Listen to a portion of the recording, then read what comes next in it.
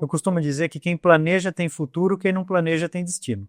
É isso aí. Então, que aí, agora sim, focando nesse caminho, né, de gestão, de governança aí, que você acha que é o caminho mais natural e fácil para essas famílias de produtores rurais em geral, né, que tem uma gestão historicamente informal ainda, né, com as contas mais para contas em pessoa física, o ativo muitas vezes de terra na pessoa física, o fechamento contábil mais numa conta de chegada para, né, minimizar ou não pagar impostos e não, né, o que de fato acontece, o próprio questões de processos, controles e estrutura organizacional totalmente informal. O que essa turma precisa fazer para começar a se formalizar e se ver como minimamente como empresa para poder chegar nesse caminho aí de se sustentar ao longo do tempo? Bom, tem vários caminhos, né? Ela tem as associações, como a Socicana, que representa 600 produtores, 55 mil hectares aqui em Jaú,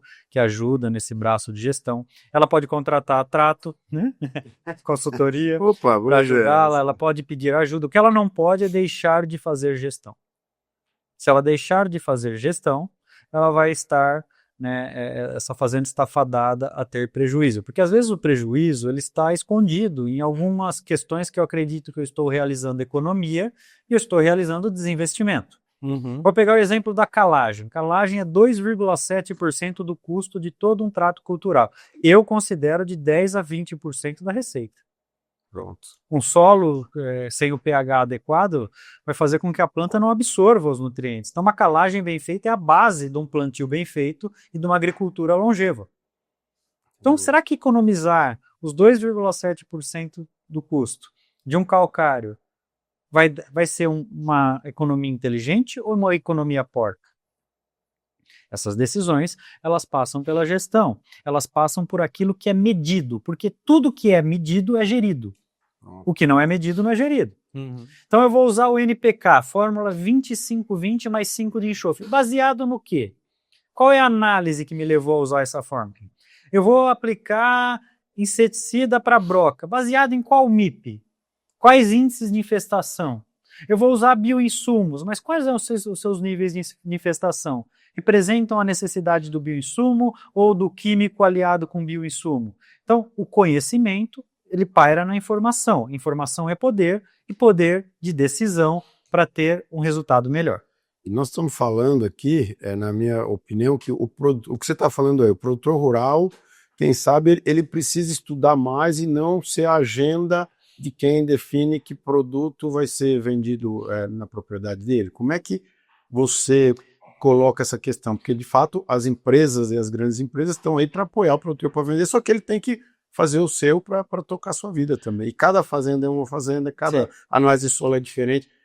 Como é que o produtor rural tem que se posicionar? Porque muitas vezes ele vira o refém de falar, esse produto na cooperativa é o que tem, como é que a associação equaliza isso também, mas enfim. A associação ela tem 3 principais pilares: o agronômico, né, onde ajuda nessas recomendações agronômicas; o social, onde atende encaminhamentos médicos, mais de 6 mil vidas; e o político, onde representa através da participação na Orplana, a representação de toda a classe. Mas o que acontece? A proatividade ela tem que vir do gestor. Eu acredito que com a sucessão isso deve melhorar. Os jovens já têm uma compreensão de que a gestão ela é necessária para conduzir um negócio. Mas o primeiro ponto é a mudança da cultura do campo, a quebra de paradigma. Mudar a cultura do campo, e aí existem 2 formas de aprender. Quem não aprende pelo amor, aprende pela dor. Certo. Né? Então, infelizmente vai sair do negócio. Infelizmente, as intempéries, elas ensinam também. Ok. Ou sobrevive, ou acaba não sobrevivendo por conta da falta de gestão. Mas o produtor brasileiro, ele é muito inteligente, o que às vezes ele é um pouco resistente, mas ele é muito inteligente. É que às vezes, em cenários não tão desafiadores, vai tendo aquele lucro, vai tocando a propriedade, mas ele não tem muito controle do que está acontecendo. Mas em anos como esse, é joio do trigo. Eu tenho um amigo que ele fala o seguinte, é um ano de desentortar prego. Sabe aquele prego que ficou torto? Você desentorta e usa de novo. Pronto. Só que é um ano muito perigoso, porque é um ano que leva as pessoas a ter uma tendência de não tratar os seus canaviais. Pronto. Aí pode aumentar a erva daninha, pode aumentar a praga, pode perder longevidade. Então, faça economia naquilo que realmente traz Certo. economia e não naquilo que tira retorno. E nesse aspecto, onde estão hoje as economias, os pregos que a gente tem que desentortar, pensando aí nesses gargalos atuais, pensando em sobreviver no mercado? O que que tem hoje que você consegue... Tudo, né? Acho que está em absolutamente tudo, desde o treinamento dos colaboradores para que não haja desperdício, as prevenções, né, em máquinas e equipamentos, então as manutenções preventivas e, se possível, preditivas, permitindo assim que as máquinas não venham a quebrar, que são os custos altos, os planejamentos orçamentários, os fluxos de caixa bem estabelecidos, a colheita no momento exato, com a TR em alta, tirando o máximo do aproveitamento do canavial, o não desperdício dos insumos, as regulagens adequadas dos equipamentos, acho que está em absolutamente tudo, né? Economia é uma necessidade infinita de todo o negócio. Agora, a economia, ela tem que ser bastante fiscalizada, para que nós não façamos economia onde irá tirar o nosso retorno. E a planta, ela fala com a gente, né?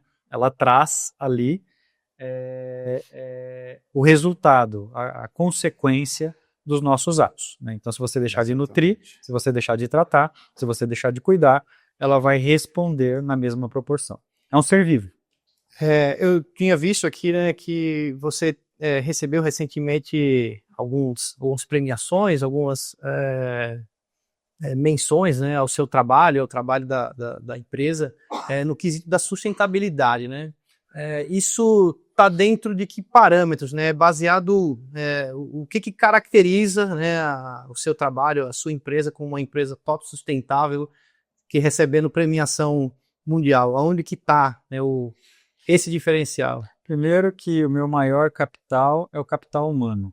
Eu tenho muita honra em ter colaboradores que são verdadeiros anjos da guarda dentro do meu negócio e os verdadeiros responsáveis por esse prêmio. A minha parte é sempre a mais fácil. A parte deles, e aí eu quero compartilhar esse prêmio com eles, né, todos os prêmios que a gente recebeu, é mérito deles, né? E aí dentro do que nos cabe, né, a Bege Lourenço, ela investiu em mais de 160 mil árvores, realizando um verdadeiro cinturão verde dentro das nossas propriedades há mais de 20 anos, mudando a paisagem.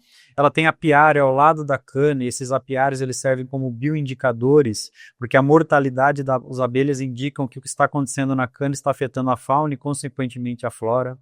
Nós temos várias certificações, como Bom Sucro, Sayoro, que garantem que os nossos processos são auditáveis, que a utilização de EPI, tudo está acontecendo da forma devida. Nós temos vários e vários treinamentos, posicionamentos, descarte corretos de embalagem, que são obrigações legais, e nós temos também o foco no living wage, né, que nós estamos atingindo aí, que é o salário digno, internacionalmente conhecido. Significa que o menor trabalhador da nossa propriedade já tem um salário internacionalmente conhecido. Então, remunerar corretamente aqueles que merecem, aqueles que dedicam a sua vida. Costumo dizer que tem gente que é tão pobre que só tem dinheiro. A gente precisa valorizar os outros critérios também e valorizar aqueles que constroem o nosso negócio. Hoje eu tenho colaboradores com senso de dono, com senso de pertencimento e que na minha ausência correm o risco de fazer muito melhor do que eu. E é isso que talvez seja o segredo do sucesso. Trabalhe em equipe, né? Isso diminui o turnover, isso, né, uma série de questões que acaba dando retrabalho e te custando mais também, né? A média de idade dos meus colaboradores no negócio é mais de 20 anos. Já tenho colaboradores de 43, né, que começaram com o grupo ali atrás, colaboradores de 25, colaboradores de 5, 6, e todos se sentem valorizados por trabalhar na Bege Lourenço, não apenas pelo salário, mas também pela forma humana com que são tratados.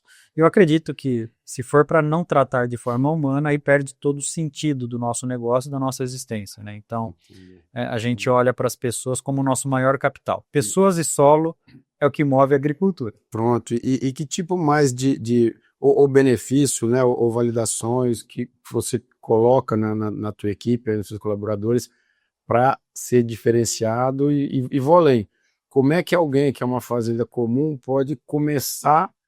Ah, não, eu tenho essa vontade, mas não sei como é que eu faço. Como é que a turma pode começar esse tipo de ação? Às vezes, mais do que dinheiro, o que os colaboradores precisam é ser ouvidos.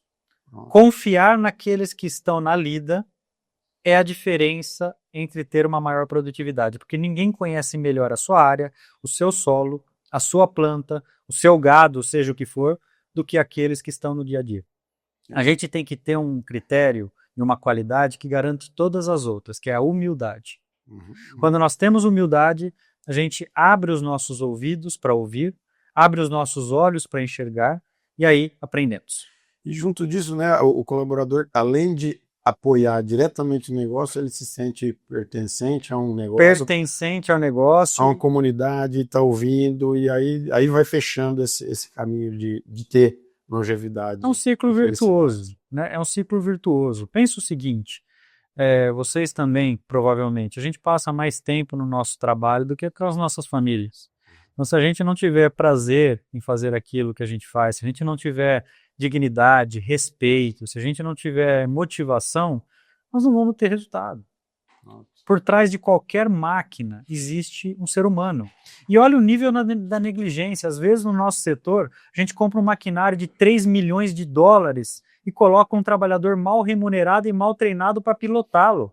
Você não tem coragem de emprestar seu carro para ele ir no posto de gasolina abastecer para você, mas você tem coragem de colocar um equipamento de 8, 9 milhões de reais na mão dele e pagar um salário de 2, 3, não treiná-lo e ter ali o risco de ter um patrimônio seu, obviamente, mal cuidado. Então, não faz sentido, né? A gente tem que ter uma visão um pouco mais humana e estratégica. A gente, quando traz esse assunto mais de falar das pessoas, de falar de estratégia de negócio, tudo isso que a gente está trazendo aqui, a gente está falando muito sobre transformar, né, o fazendeiro comum em um empresário rural, um empresário como qualquer outro, né, tratar a sua empresa como qualquer empresa trataria, né, dentro dos preceitos. E a gente fala muito sobre estratégia, né, e quando a gente fala muito sobre conseguir enxergar a estratégia além da operação. A gente vê muito produtor rural preso na questão operacional, né, que ele está ali muito focado no dia a dia da fazenda e ele perde, né, ali muitas vezes uma visão mais ampla, né, uma visão do mercado internacional, da geopolítica, do mercado interno, do que ele tem que fazer para se proteger, que às vezes ele dentro de casa está perfeito, mas o da porteira para fora, ele acabou não se preparando para aquilo, né? E aí vem toda a questão do que a gente traz muito aqui dos fatores não controláveis, né? Que aí vem mercado, aí vem eventos climáticos, políticos, crise econômica, né? E que a gente sabe que no fim das contas, a gente tem muitas vezes, nesse momento, você tem produtores que estão tendo uma excelente produtividade, uma excelente produção, e mesmo assim não estão tendo resultado econômico, né? Como é que você enxerga essa preparação estratégica do líder de fazenda para lidar com esses aspectos? Entra o processo de educação, o processo de conscientização. Eu costumo dizer que na vida nós temos minutos de inspiração e anos de transpiração. Toda mudança gera resistência. E no produtor rural ainda com um agravante. O avô dele fazia assim, o pai fazia assim, ele faz assim, e aí é um mundo que a gente precisa quebrar esse paradigma, modificar a cultura do campo. Então, na educação, no treinamento, na sucessão, existe uma oportunidade de a gente mostrar o valor de uma gestão bem tida, de uma gestão focada em resultado, focada em validar as operações ao ponto de elas se tornarem mais rentáveis, de não sacrificar a rentabilidade em prol do rendimento. De olhar para o solo, e ele conhece melhor o solo dele, porque aquilo que se aplica à minha fazenda não necessariamente se aplica à fazenda dele, cada cenário é um. Então, olhar para o solo dele com um cuidado também econômico e financeiro. Isso é importante. Sim. E aí eu acho que é um dos trabalhos, né, provavelmente da consultoria de vocês, né, que é estruturar e conscientizar esse produtor para que ele possa entregar essa gestão, conhecer e aprender com ela. Porque a gestão ela não é tão difícil assim depois que você instaura a cultura. Gestão nada mais é do que gerir as informações, criar critérios, criar procedimentos e processos e respeitá-los. Esse pedaço de vídeo que você acabou de assistir é um corte do podcast Fazendas Infinitas. Se você ainda não conhecia, considere começar a nos seguir, se inscrever no canal, deixa o like no vídeo e não perca os próximos episódios do Fazendas Infinitas.